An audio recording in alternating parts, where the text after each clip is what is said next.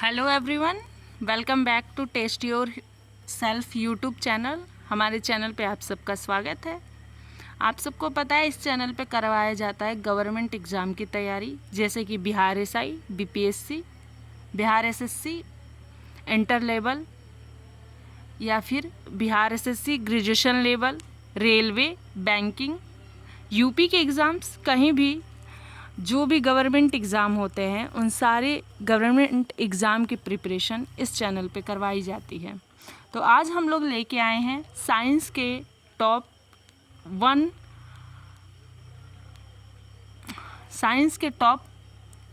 1000 questions, और ये उसका पार्ट 1 का सीरीज़ है। ये पूरा लंबा सीरीज़ है जो 40 वीडियो में हम लोग कवर करने की कोशिश करेंगे। ये पहला पार्ट है इसका।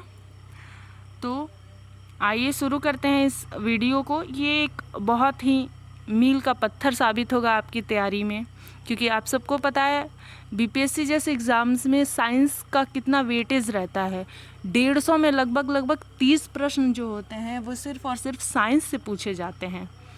तो ऐसे में साइंस हमारे लिए कितना ज़रूरी है। रेलवे के एग्ज़ाम्स में, यूपी के एग्ज़ाम्स में, यहाँ पे साइंस की एक बहुत अच्छी खासी जो होती है वेटेज होती है, तो हम साइंस को इग्नोर नहीं कर सकते हैं। तो इसी श्रृंखला में हमने ये साइंस की कड़ी को शुरू किया है।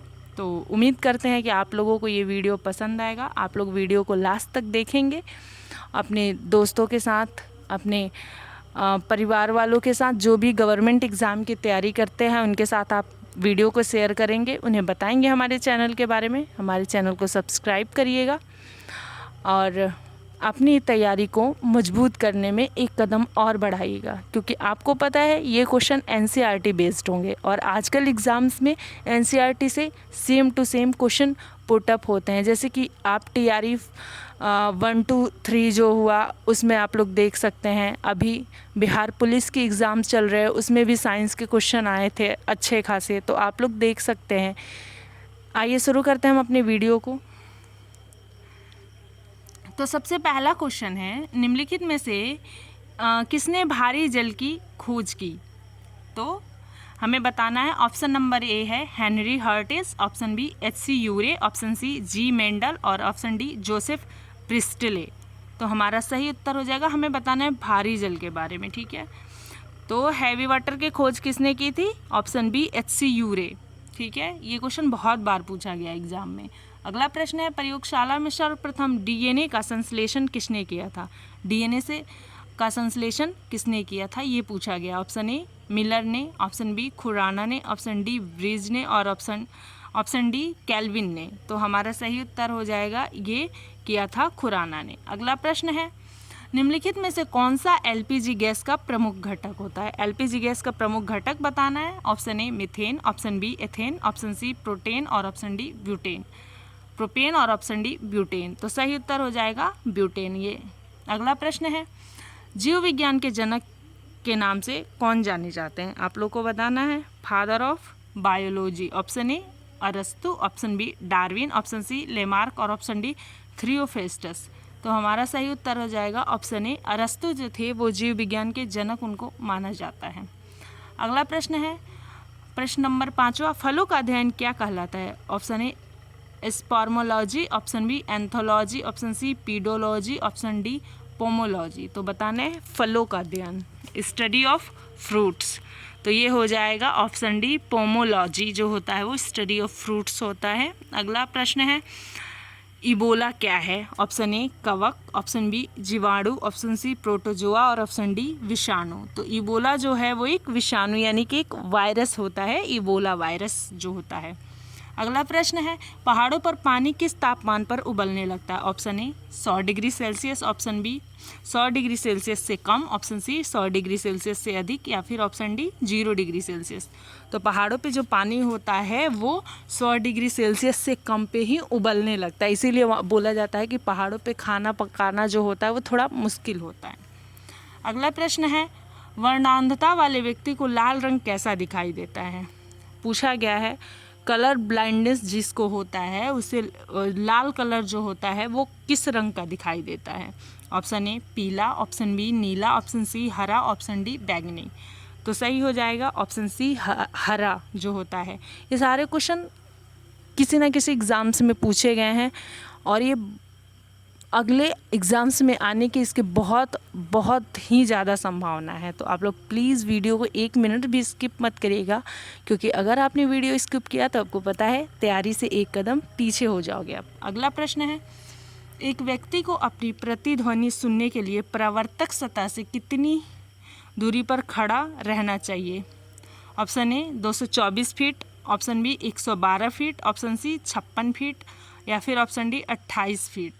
तो ये हो जाएगा ऑप्शन सी 56 फीट की दूरी पर। अगला प्रश्न है, गर्भाशय में विकसित हो रहे भ्रूण को किस संरचना द्वारा पोषण मिलता है? ऑप्शन ए फैलोपियन ट्यूब द्वारा, ऑप्शन बी गर्भाशय द्वार द्वारा, ऑप्शन सी प्लेसेंटा के द्वारा और ऑप्शन डी इनमें से किसी के द्वारा नहीं। तो सही उत्तर हो जाएगा प्लेसेंटा के थ्रू ही जो बच्चे को होता है वो पोषण मिलता है। अगला प्रश्न है, ध्वनि का प्रभाव मानव के कान में कितने समय तक रहता है? ये पूछा गया है। Option A 1/2 second, option B 1/5 second, option C 1/10 second, option D 1/20 second. तो सही उत्तर हो जाएगा ऑप्शन सी 1/10 सेकंड तक ध्वनि का प्रभाव मानव के कान में रहता है।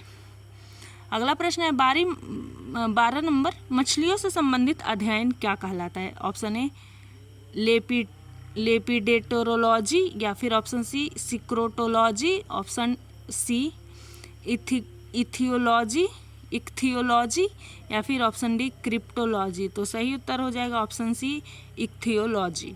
अगला प्रश्न है, प्रकाश के विद्युत चुंबकीय स्वरूप की खोज किसने की थी? Option A Snell, option B Newton, option C Maxwell या फिर ऑप्शन डी यंग। तो सही उत्तर जाएगा ऑप्शन सी मैक्सवेल ने की थी। अगला प्रश्न है, शरीर में सबसे बड़ी अंतःस्रावी ग्रंथियां कौन सी है? Option A thyroid, option B parathyroid, option C adrenal और ऑप्शन डी पिट्यूटरी। आप लोग भी इसका आंसर देने की कोशिश कीजिए। आप लोग को पता है ये सारे MCQ जो है वो हम लोग एक सीरीज MCQ संग्रह के अंतर्गत चला रहे हैं। इसमें आपको हर सब्जेक्ट के MCQ मिल रहे हैं। हम लोगों ने ज्योग्राफी किया है, हिस्ट्री किया है, बिहार से भी रिलेटेड उसमें क्वेश्चन होते हैं, करंट अफेयर भी किया है और अब हम लोग कर रहे हैं यहाँ पे साइंस के क्वेश्चन। तो इसका सही जो उत्तर हो जाएगा ऑप्शन ए थायराइड होगा। सबसे बड़ी अंतःस्रावी ग्रंथि जो है वो थायराइड है, थायराइड ग्लैंड।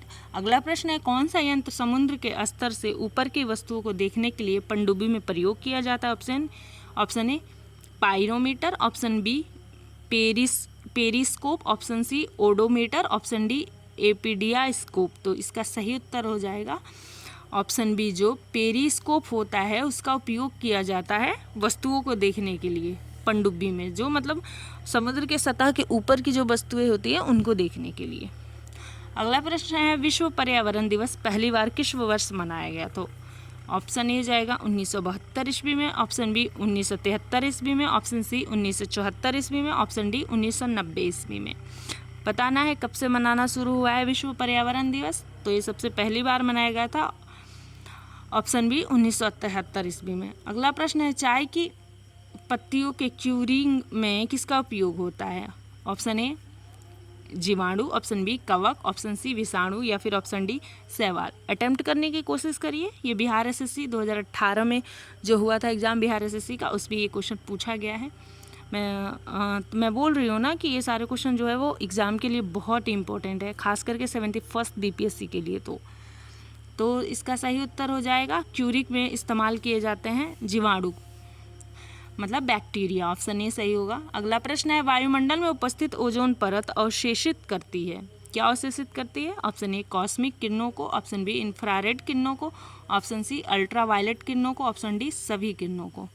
सही उत्तर हो जाएगा अल्ट्रावायलेट किरणों को जो है ओजोन परत वो अवशोषित करती है। अगला प्रश्न है, निम्नलिखित में से कौन सी गैस न्यूनतम तापमान पर द्रव्य में बदल जाती है? ये SSC 2022 का प्रश्न है। तो इसका ऑप्शन हो जाएगा A hydrogen, option B oxygen, option C helium या फिर ऑप्शन डी नाइट्रोजन। बताना है कि न्यूनतम ताप में जो द्रव्य में बदल जाता है वो कौन सा गैस है इनमें से। तो इसका सही उत्तर होगा हाइड्रोजन जो है वो न्यूनतम ताप पर ही गैस द्रव्य में बदल जाता है। अगला प्रश्न है, फेदोमीटर का उपयोग किसे मापने के लिए किया जाता है? ऑप्शन ए भूकंप, ऑप्शन बी वर्षा, ऑप्शन सी समुद्र की गहराई, ऑप्शन डी ध्वनि तीव्रता। तो फेदोमीटर का उपयोग किया जाता है समुद्र की गहराई नापने के लिए। अगला प्रश्न है, मानव के आंत में पाया जाने वाला जीवाणु है, ये कितनी बार पूछा गया है, हर एक स्टेट पीसीएस में पूछा गया है, एसएससी के एग्ज़ाम में पूछा गया, रेलवे के एग्ज़ाम में। ये तो मोस्ट इम्पॉर्टेंट क्वेश्चन है, ये बहुत बार पूछा गया है कि मानव के आंत में पाया जाने वाला जीवाणु कौन सा है। Option A Corynebacterium, option B Escherichia coli, option C Vibrio cholerae, option D Bacillus anthracis. तो इसका सही उत्तर हो जाएगा ऑप्शन बी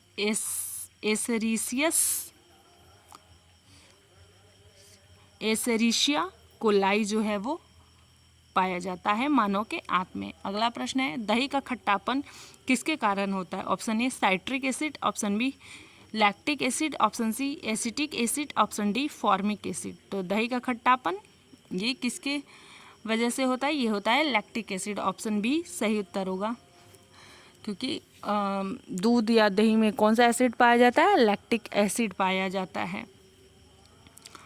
तो फॉर्मिक एसिड जो होता है वो चींटी के काटने पे या मधुमक्खी के काटने पे वो हमारे त्वचा में क्या छोड़ता है? वो फॉर्मिक एसिड छोड़ता है। साइट्रिक एसिड जो होता है वो खट्टे फलों में पाया जाता है। अगला प्रश्न है, शैवालों की कोशिका भित्ति किससे बनी होती है? यहाँ बताना है शैवालों की कोशिका भित्ति किससे बनी होती है। Option A chitin, option B suberin, option C cellulose और ऑप्शन डी क्यूटीन। तो ये होता है ये ऑप्शन सी सेलुलोज से बनी होती है शैवालों की कोशिका भित्ति। अगला प्रश्न है, पृथ्वी की आयु का निर्धारण निम्न में से किस विधि द्वारा किया जाता है? ऑप्शन ए कार्बन डेटिंग विधि द्वारा, ऑप्शन बी जैव तकनीक विधि द्वारा, ऑप्शन सी जैव घड़ी विधि द्वारा, ऑप्शन डी यूरेनियम विधि द्वारा। तो सही होगा यूरेनियम विधि द्वारा।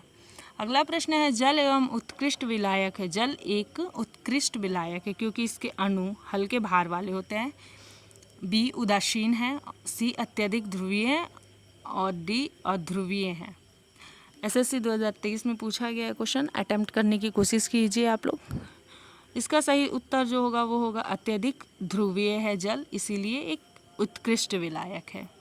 तो ये था आज के हमारे कुछ इम्पोर्टेंट 25 जो साइंस के एमसीक्यू थे वो, और उम्मीद करती हूँ कि आप लोगों को ये जो प्रश्न का संग्रह है वो पसंद आया होगा। आपको अगर वीडियो अच्छा लगा हो तो वीडियो को प्लीज़ लाइक करिए, हमारी वीडियो को शेयर करिए, चैनल को सब्सक्राइब करिए। प्लीज़ आपके सपोर्ट की हमें बहुत ज़रूरत है। इतनी मेहनत से ये वीडियो हम लोग आपके लिए अपलोड कर रहे हैं, तो प्लीज़ इसको पूरा देखिए, हमें अपने फीडबैक कमेंट में दीजिए। अगर कुछ गलत है जो आपको पसंद नहीं आ रहा वो आप हमें बता सकते हैं, हम उसको इम्प्रूव करेंगे अपनी अगली वीडियो में। आपने हमारा ये वीडियो यहाँ तक देखा, आपका बहुत बहुत धन्यवाद। पढ़ते रहिए, बढ़ते रहिए अपनी मंजिल की तरफ, अपने सपनों को साकार करते रहिए और अपनी पढ़ाई में ये जो मील का पत्थर है उसे जोड़ते रहिए। धन्यवाद, मिलते हैं अगले वीडियो में, तब तक के लिए नमस्कार, जय हिंद।